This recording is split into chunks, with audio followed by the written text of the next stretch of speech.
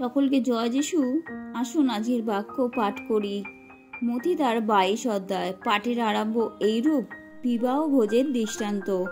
যিশু আবার দৃষ্টান্ত দ্বারা কথা কহিলেন। তিনি তাহাদিগকে বলিলেন, স্বর্গরাজ্য এমন একজন রাজার তুল্য, যিনি আপন পুত্রের বিবাহ ভোজের আয়োজন করিলেন। সেই ভোজে নিমন্ত্রিত লোকদিগকে ডাকিবার জন্য তিনি আপন দাসদিগকে প্রেরণ করিলেন, কিন্তু তাহারা আসিতে চাহিল না। তাহাতে তিনি আবার অন্য দাসদিগকে প্রেরণ করিলেন, বলিলেন, নিমন্ত্রিত লোকদিগকে বলো, দেখো আমার ভোজ প্রস্তুত করিয়াছি। আমার বিস্তারে হৃষ্টপুষ্ট পশু সকল মারা হইয়াছে, সকলই প্রস্তুত। তোমরা বিবাহের ভোজে আইসো। কিন্তু তাহারা অবহেলা করিয়া কেউ আপন ক্ষেত্রে, কেউ বা আপন ব্যাপারে চলিয়া গেল। অবশিষ্ট সকলে তাহার দাসদিগকে ধরিয়া অপমান করিল ও বধ করিল। তাহাতে রাজা ক্ষুব্ধ হইলেন ও সৈন্য সামন্ত পাঠাইয়া সেই হত্যাকারী দিগকে বিনষ্ট করিলেন ও তাহাদের নগর পোড়াইয়া দিলেন। পরে তিনি আপন দাসদিগকে কহিলেন, বিবাহের ভোজও তো প্রস্তুত, কিন্তু ওই নিমন্ত্রিত লোকেরা যোগ্য ছিল না। অতএব তোমরা রাজপথের মাথায় মাথায় গিয়া যত লোকের দেখা পাও, সকলকে বিবাহর ভোজে ডাকিয়া আনো। তাহাতে ওই দাসেরা রাজপথে গিয়া ভালো মন্দ যত লোকের দেখা পাইল, সকলকে সংগ্রহ করিয়া আনিল। তাহাতে বিবাহটি অতিথিগণে পরিপূর্ণ হইল। পরে রাজা অতিথিদিগকে দেখিবার জন্য ভেতরে আসিয়া এমন এক ব্যক্তিকে দেখিতে পাইলেন, যাহার বিবাহের বস্ত্র ছিল না। তিনি তাহাকে কহিলেন, হে বন্ধু, তুমি কেমন করিয়া বিবাহ বস্ত্র বিনা এখানে প্রবেশ করিলে?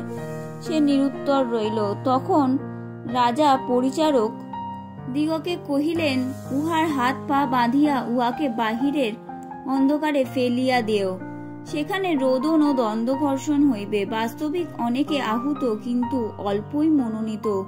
যিশুর শত্রুদের কয়েকটি প্রশ্নের উত্তর। তখন ফরিসীরা গিহা মন্ত্রণা করিল, কিরূপে তাহাকে কথার ফাঁদে ফেলিতে পারে।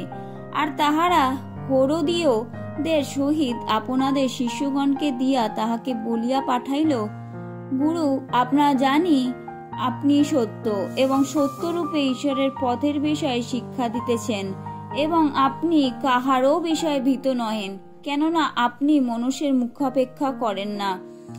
ভালো, আমাদিগকে বলুন, আপনার মতো কি কৈশোরকে কর দেওয়া বিধেয় কি না? কিন্তু যিশু তাহাদের দুষ্টামি বুঝিয়া কহিলেন, কপটিরা, আমার পরীক্ষা কেন করিতেছ? সেই করের মুদ্রা আমাকে দেখাও। তখন তাহারা তাহার নিকটে একটি দিনার আনিল। তিনি তাহাদিগকে কহিলেন, এই মূর্তি ও এই নাম কাহার? তাহারা বলিল, কৈশোরের।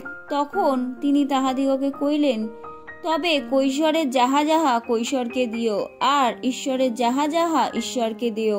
এই কথা শুনিয়া তাহারা আশ্চর্য জ্ঞান করিল এবং তাহাকে ছাড়িয়া চলে গেল। সেই দিন সদ্দুকীরা, যাহারা বলে পুনরুত্থান নাই, তাহার কাছে আসিল এবং তাহাকে জিজ্ঞাসা করিল, গুরু, মসি বলিয়াছেন, কেহ যদি নিঃসন্তান হইয়া মরে, তবে তাহার ভাই তাহার স্ত্রীকে বিবাহ করিয়া আপন ভাইয়ের জন্য বংশ উৎপন্ন করিবেন। ভালো, আমাদের মধ্যে 7টি ভাই ছিল, আর জ্যৈষ্ঠ বিবাহের পর মরিয়া গেল এবং সন্তান না হওয়াতে আপন ভাতার জন্য নিজ স্ত্রীকে রাখিয়া গেল। দ্বিতীয়, তৃতীয় প্রভৃতি 7ম জন পর্যন্ত সেইরূপ করিল। সকলের শেষে সে স্ত্রীও মরিয়া গেল। অতএব পুনরুত্থানে ওই 7 জনের মধ্যে সে কাহার স্ত্রী হইবে? সকলেই তো তাহাকে বিবাহ করিয়াছিল। যিশু উত্তর করিয়া তাহাদিগকে কহিলেন, তোমরা ভ্রান্ত হইতেছ, কারণ তোমরা না জানো শাস্ত্র, না জানো ঈশ্বরের পরাক্রম। কেননা পুনরুত্থানে লোকে বিবাহ করে না এবং বিবাহিতাও হয় না, বরং স্বর্গে ঈশ্বরের দূতগণের ন্যায় থাকে। কিন্তু মৃতদের পুনরুত্থান বিষয়ে ঈশ্বর তোমাদিগকে যাহা বলিয়াছেন, তাহা কি তোমরা পাঠ করো নাই?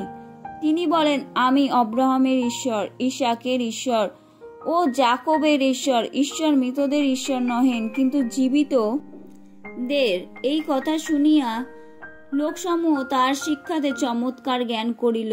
ফরিসীরা যখন শুনিতে পাইল তিনি সদ্যুকিদিগকে নিরুত্তর করিয়াছেন, তখন তাহারা একসঙ্গে আসিয়া জুটিল। আর তাহাদের মধ্যে এক ব্যক্তি, একজন ব্যবস্থাবেত্তা, পরীক্ষাভাবে তাহাকে জিজ্ঞাসা করিল, গুরু, আপনার মধ্যে কোন আজ্ঞা মহৎ? তিনি তাহাকে কহিলেন, তোমার সমস্ত অন্তঃকরণ, তোমার সমস্ত প্রাণ ও তোমার সমস্ত মন দিয়া তোমার ঈশ্বর প্রভুকে প্রেম করিবে। এইটি মহৎ ও প্রথম আজ্ঞা। আর দ্বিতীয়টি ইহার তুল্য, তোমার প্রতিবাসীকে আপনার মতো প্রেম করিবে। এই দুটি আজ্ঞাতেই সমস্ত ব্যবস্থা ও ভাববাদী গ্রন্থ ঝুলিতেছে। যিশুর শত্রুরা নিরুত্তর। আর ফরিসীরা একত্র হইলে যীশু তাহাদিগকে জিজ্ঞাসা করিলেন, খ্রিস্টের বিষয়ে তোমাদের কেমন বোধ হয়? তিনি কাহার সন্তান? তাহারা বলিল, দাউদের। তিনি তাহাদিগকে কহিলেন, তবে দাউদ কি প্রকারে আত্মার আবেশে তাহাকে প্রভু বলেন? তিনি বলেন, প্রভু আমার প্রভুকে কহিলেন, তুমি আমার দক্ষিণে বসো, যাবৎ আমি তোমার শত্রুগণকে তোমার পদতলে না রাখি। অতএব দাউদ যখন তাহাকে প্রভু বলেন, তখন তিনি কি প্রকারে তাহার সন্তান? তখন কেউ তাহাকে কোনো উত্তর দিতে পারিল না, আর সেই দিন অবধি তাহাকে কোনো কথা জিজ্ঞাসা করিতে কাহারও সাহস হইল না। আমেন।